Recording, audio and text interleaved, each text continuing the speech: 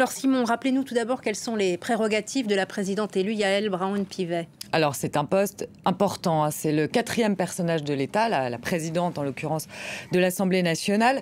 C'est elle qui s'assure du bon fonctionnement de l'Assemblée nationale. Elle préside par exemple les séances de questions au gouvernement ou encore les débats autour des projets de loi les plus importants.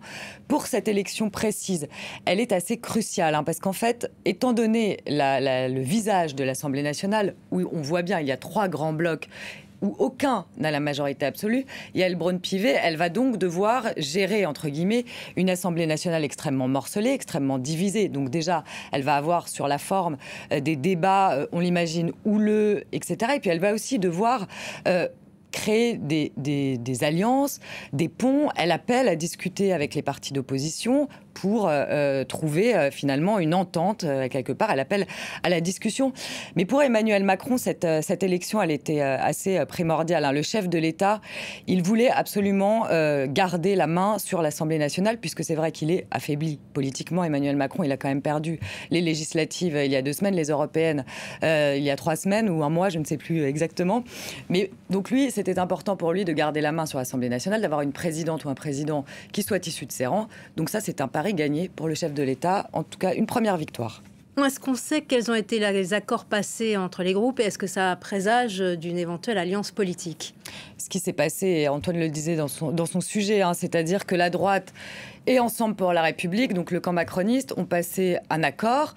En gros, les macronistes ont dit que votre candidat se désiste, en l'occurrence Philippe Juvin, et on vous donnera des postes clés à l'Assemblée nationale, postes clés qui vont être attribués entre aujourd'hui et demain. Et visiblement, la droite a quand même saisi environ 6 postes clés, dont la très convoitée Commission des finances, a priori.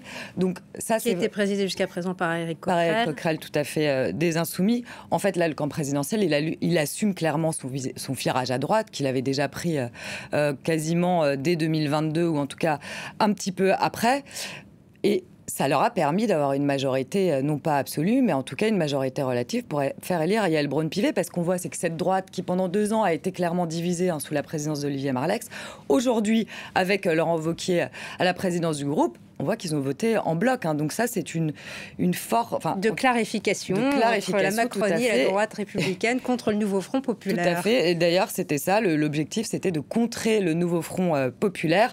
Pour l'instant, qu'est-ce que ça augure pour la suite? On ne sait pas. Ce qu'on sait, c'est que Laurent Wauquiez planche sur un pacte législatif. Il entend y associer les macronistes, mais il veut rester indépendant, il veut rester dans l'opposition.